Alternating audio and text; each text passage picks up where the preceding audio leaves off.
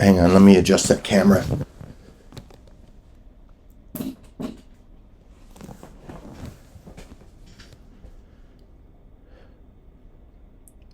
My name is Forrest Lang. I am a professional tattoo artist, a United States Navy veteran, and author of Angel Blue, A Song of Redemption. And this is a conversation that I feel is necessary. The reason that I choose to talk about healthy discomfort is because of the conversation that trauma makes a person strong, which is highly incorrect. You'll hear over and over from trauma survivor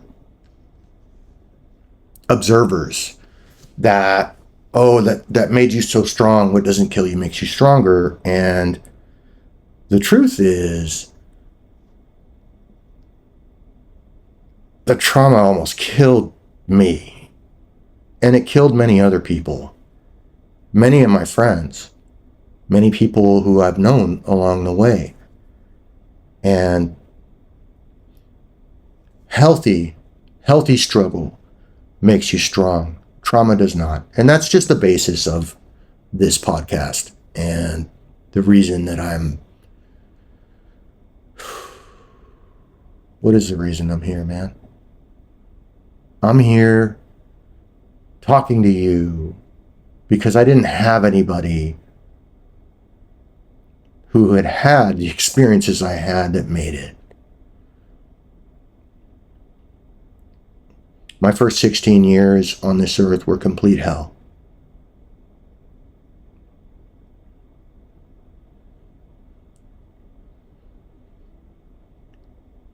And if you haven't experienced physical, sexual, emotional abuse, abandonment, poverty, foster care, addiction, institutionalization, and then youth homelessness, you won't understand. And that's okay.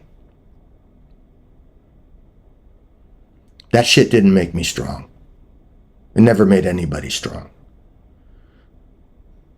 I like to watch YouTube videos of like police encounters and people acting heroically in gnarly situations. And I like to watch true crime. I'm fascinated by true crime. And I was watching, I don't remember if it was Midwest Safety or if it was Donut or who it was the other day, but it was one of the police channels. And this young man had been arrested. And again, he'd been arrested multiple times.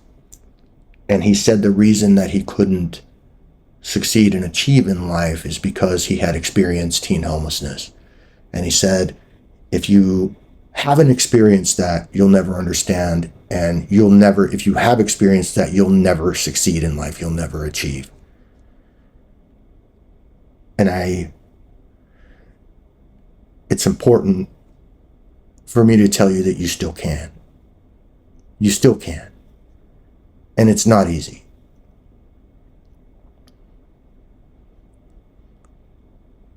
Those experiences pulled me and my life in a direction that was chaotic, that was violent, that was isolated,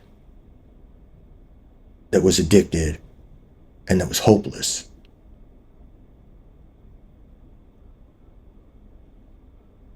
I always wanted to be one of the good guys, even when I wasn't.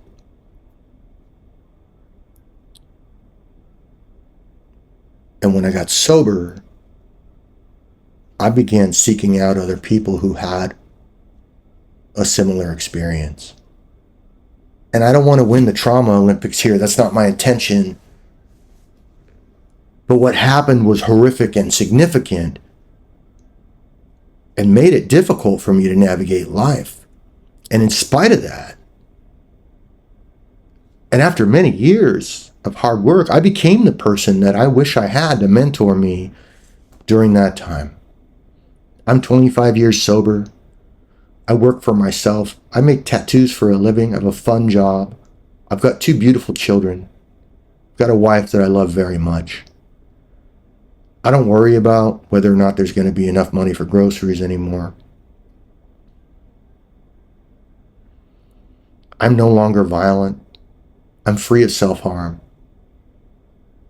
I practice meditation on a regular basis, and I enjoy my life. And of course, I still experience emotions and flashbacks, but what I've been able to do is change my response. I change my response to the negative inner critic, to impulses that are not healthy. I used to punch myself in the head when I was frustrated, hard, repeatedly. And the way I stopped doing that was I sat down on my hands when I felt like self-harming.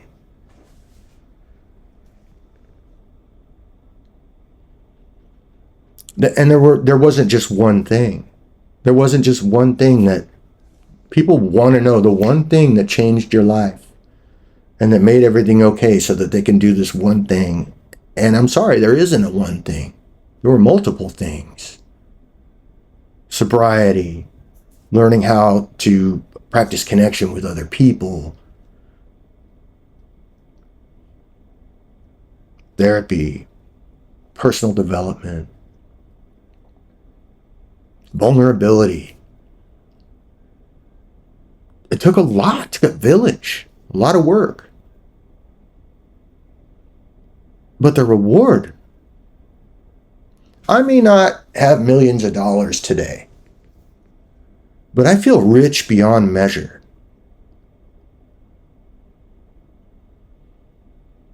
Anyways, really this is just a practice so I can figure out this equipment and figure out how to mix it.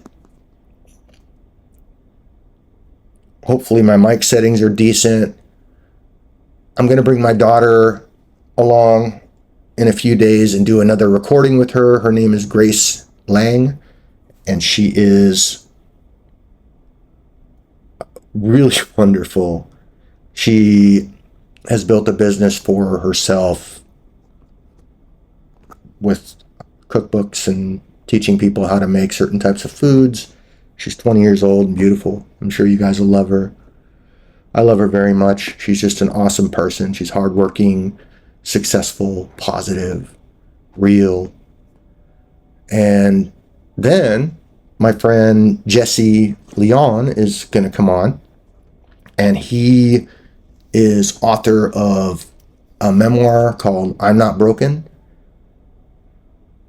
We have similar stories in the beginning, and our paths were different. And Jesse ended up graduating from Harvard. He's a very successful guy, really interesting. And I think I know the conversation's going to be good.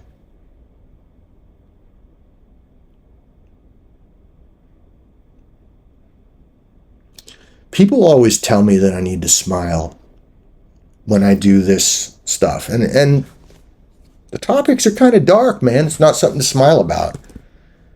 But I think it's important to show that we still can be happy and experience happiness and joy and peace after those things.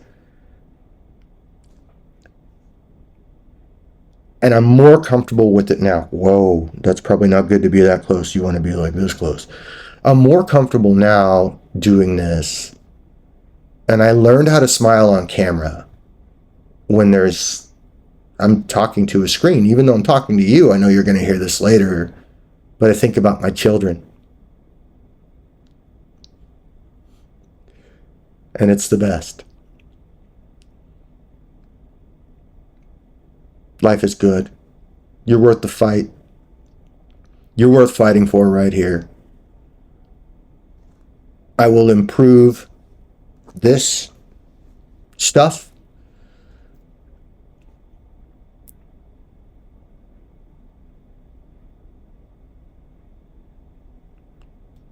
I will continue this work because I'm supposed to. And I'll talk to you soon.